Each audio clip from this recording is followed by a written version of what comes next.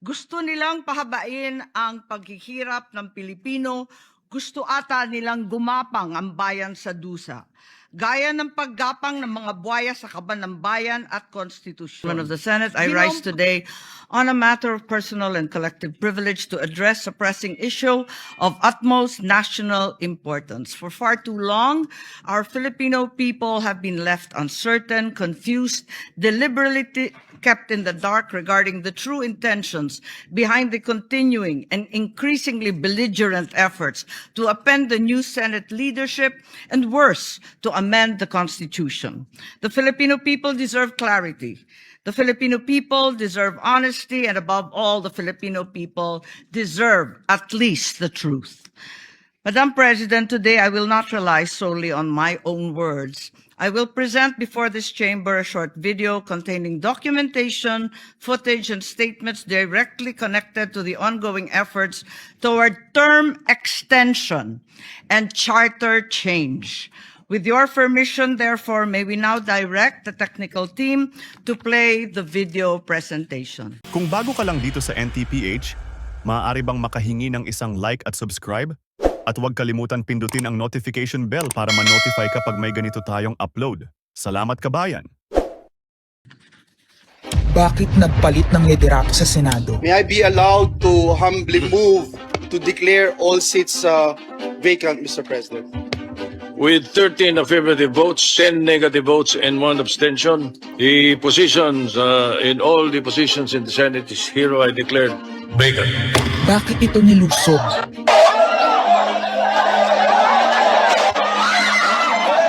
Bakit patuloy ang pananakot? Talagang garabalan, obvious na obvious, hindi isa-isa ang majority. Bakit may panggigipit? Pinakakasuhan ng Ombudsman si Senator Rodante Marcoleta ng plunder at indirect bribery. Bakit may pambabaluktot ng kwento? Nililito nila ang publiko. Ang kainan ay naganap alas 4 ng hapon. Ang barilan alas 7. Nagmamalaking lang may nangamusta na si Camille Villar ang unang nag-update. Saka sila nag-reply. Last convo, 4 p.m. Next chat, 10 p.m. Bakit may demolition job? Bakit may pait? Bakit hindi matanggap? Napakaraming bakit. At narito ang mga sagot.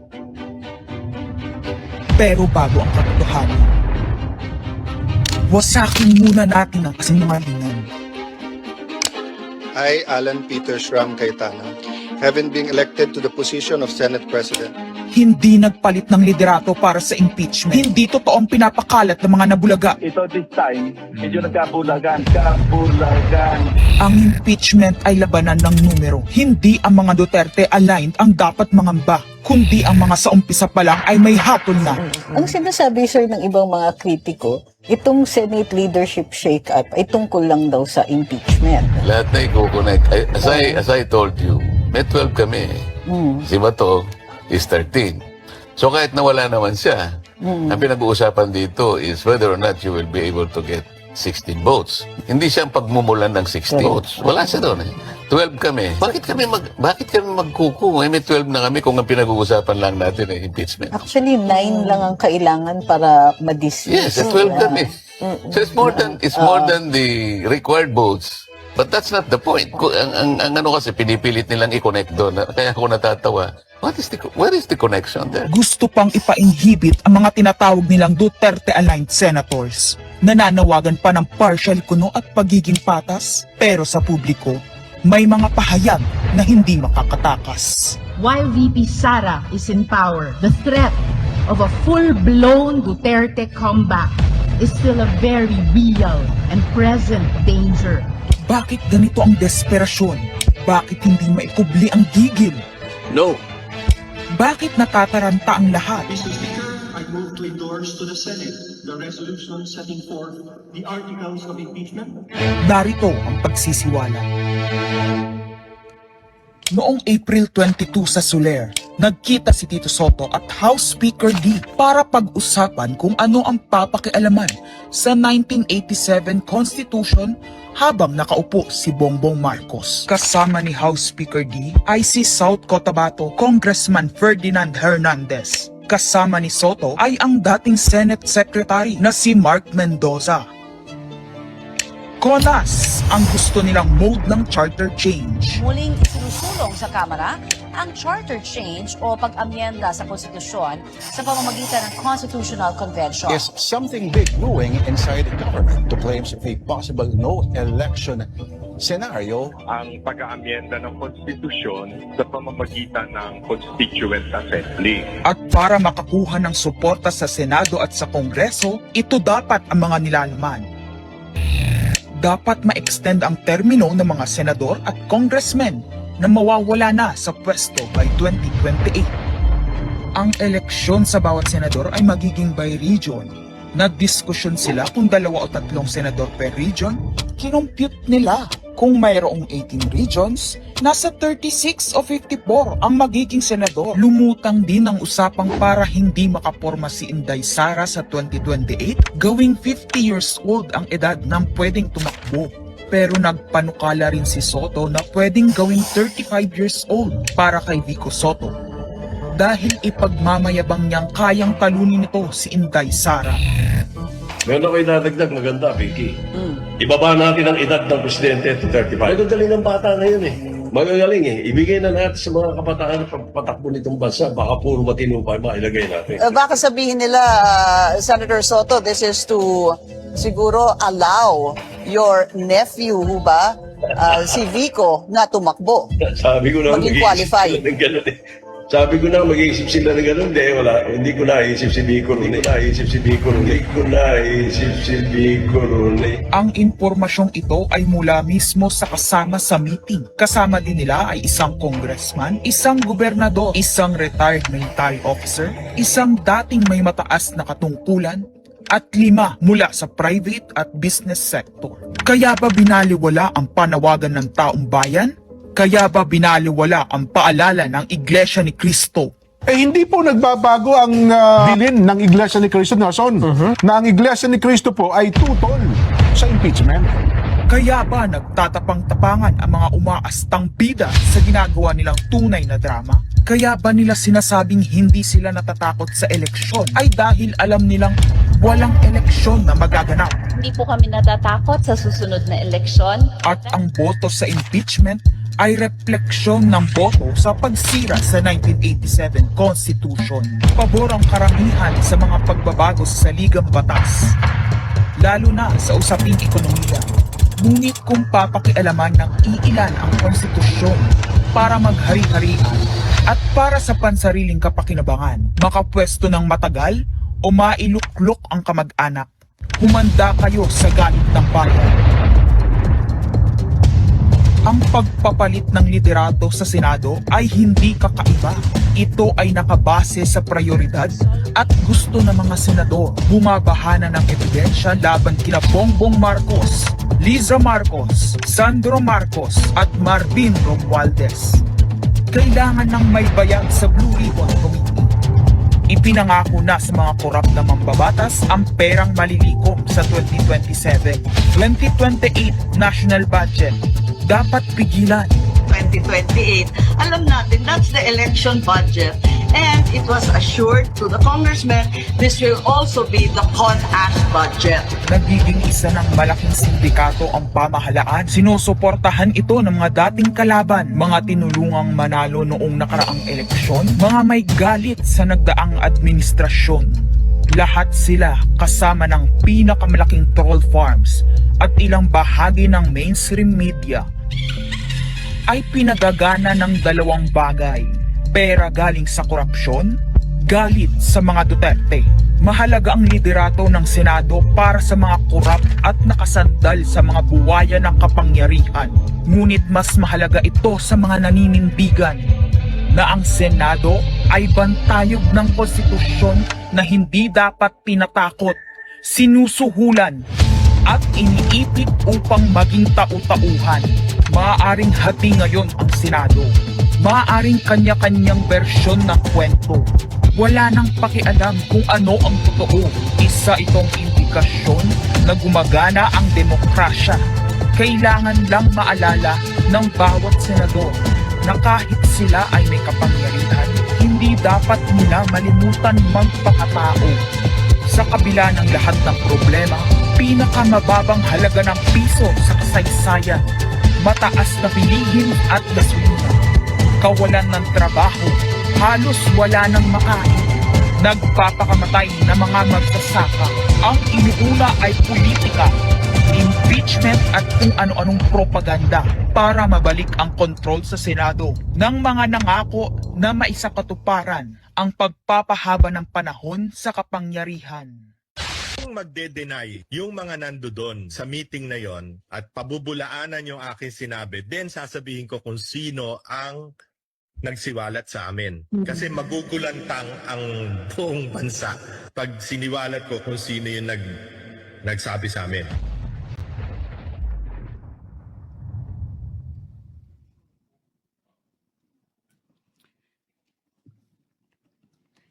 Impeachment, no elections, term extension. Ito ang inaatupag ng ilang mambabatas na nagiging mambubutas ng sikmura ng taumbayan. Inuuna ito kesa gutom, trabaho, kalusugan, kabuhayan.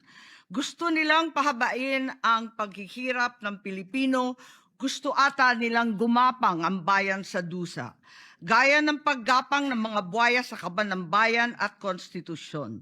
Ginoong Pangulo, Ginang Pangulo, hindi ko inaakalang aabot sa punto ng buhay ko na ako, isang Marcos, magtatanggol ng 1987 Constitution, isang saligang batas na isinulat laban sa aming pamilya. Pero sa huling pagbisita ko sa libingan ng mga bayani sa puntod ng aking ama, pinaalala ako ng mga katagang nakasulat sa kanyang himlayan, Pilipino. At bilang Pilipino, bilang isang lingkod bayan, bilang isang kaisa-isang anak ni Ferdinand Marcos na may lakas ng loob na tumindig para sa ating bansa, dapat protektahan natin ang saligang batas ng Pilipinas. Nitong mga nakaraang linggo, hindi lang ako basta Pilipino, hindi lang ako basta senador. Naging reporter pa at vlogger dahil walang mag-cover sa totoong nangyayari. Pero napakaraming nagko-cover up sa mga korap na politiko. Kung meron nakakaalam sa galit ng bayan pagdating sa pagpapahaba ng poder sa kapangyarihan, nasa unahan na ako ng listahan. Hindi ako makakapayag na walang maisabuhay sa mga aral ng kasaysayan. Noong naharang natin ang PI na yan, People's Initiative, noong Enero 2024, hindi naman sila tumigil. Noong 12 ng Agosto 2025, unang inihayag ni Bongbong Marcos ng ating Pangulo na hindi niya tututulan ang isang Constitutional Convention o CONCON upang ayusin umano ang mga butas sa saligang batas, kasunod ng pahiwatig ng Kongreso na sumusuporta nito. Pagsapit ng Nobyembre, nung nakaraang taon din, naghain na si Congressman Ronaldo Puno at mga miyembro ng NUP, National Unity Party, ng House Bill 5870, naglalayong magpatawag ng Constitutional Convention upang magmungkahi ng mga amyenda sa konstitusyon. Noong 30 ng Enero 2026, nagpahayag naman si dating Senate President Soto ng suporta sa pagtalakay ng mga amyenda sa konstitusyon matapos ang desisyon ng Korte Suprema kaugnay ng impeachment laban kay VP Sara Duterte. Agad itong ikinatuwa ng tropang NUP na nagsabing mahalaga ang kooperasyon ng Senado upang maisulong ang mga reforma sa saligang batas. Gayunpaman, noong ika-31 ng Enero 2026, sumagot ang Malacanang, hindi raw prioridad ang charter change o CHA dahil nakatutok umano ang Pangulo sa mga isyong pang-ekonomiya. Isang pahayag na inilabas matapos magpahayag ng suporta si SP Soto noon sa pag-amyenda ng konstitusyon.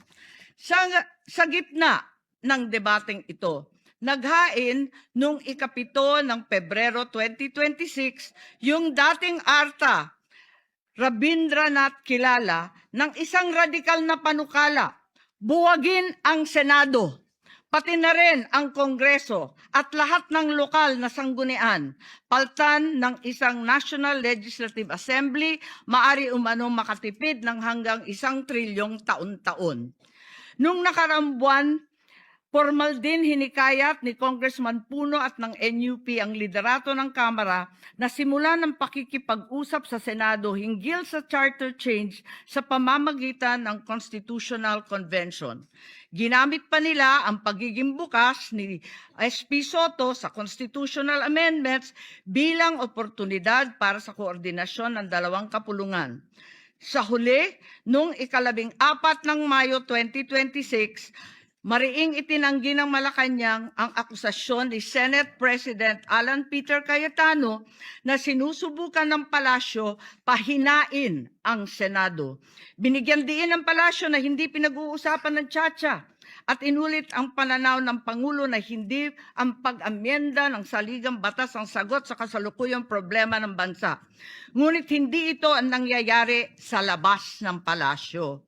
Ang NOEL at term extension ay buhay na buhay sa mga patay na patay sa kapangyarihan.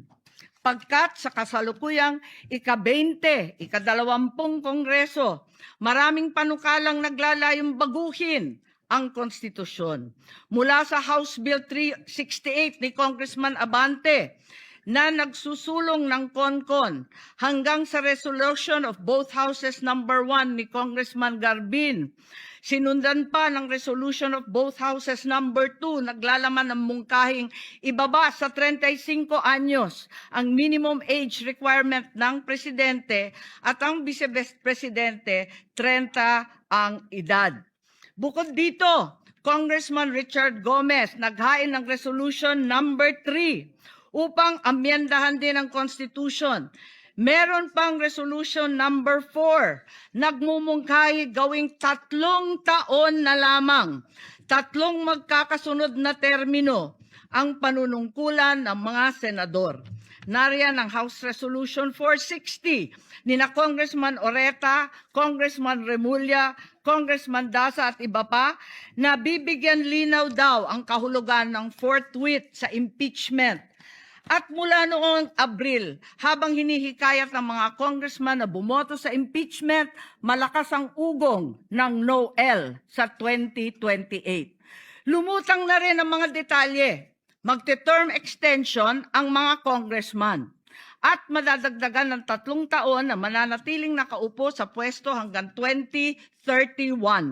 Ganon din, 2028. Ganon din ang mga senador, pati ang Pangulo, hanggang 2031 na raw. Kung may eleksyon man sa 2028, sa lokal na lang. Kaya, Visayas o Mindanao ka man, suportado ng iglesia o hindi, walang problema dahil walang eleksyon. Kaya ang tanong ngayon, ayaw ba talaga ng palasyo sa Chacha o kunwari lang? O talaga bang wala ng respeto sa Pangulo? Bukod kay Lito Banayo, napakarami kong sources patungkol sa mga meeting na naganap para sa isinusulong na Constituent Assembly o CONAS. Mga kalipunan ng mga politikong hindi nananalo sa mga matataas na posisyon, inaambisyon nila. Kung hindi kayang manalo sa boto, baguhin na lang ang konstitusyon. Noon pa man, hindi ako naging hadlang sa pagbabago. Kumpara lamang sa ekonomiya at ikagiginhawa ng buhay ng Pilipino. Pero magagaling ang mga buwaya. Tahimik na gumagapang upang malamon pati ang konstitusyon. Kung nagsisinungaling ang mga nagsumbong sa akin, kung sasabihin kasinungalingan ang sinabi ko ngayon at ang pinalabas, hinihikayat ko ang mga senador ngayon sa ating bulwagan. Ipangako natin sa taong bayan na may eleksyon sa 2028 mula sa presidential hanggang sa lokal. At Madam President, magiging masaya akong mapatunayan na mali ako. Dahil ibig sabihin nun, mananalo ang tama. In the interest of time and that this chamber may proceed with its scheduled legislative business, I will not entertain any interpellations at this juncture and would rather allow the facts in the video as well as confronting this nation to resonate fully with this chamber and the Filipino people. I urge this body to look deeply into what we have witnessed today, act with vigilance, courage, and fidelity to the Constitution we swore to defend. Maraming salamat po.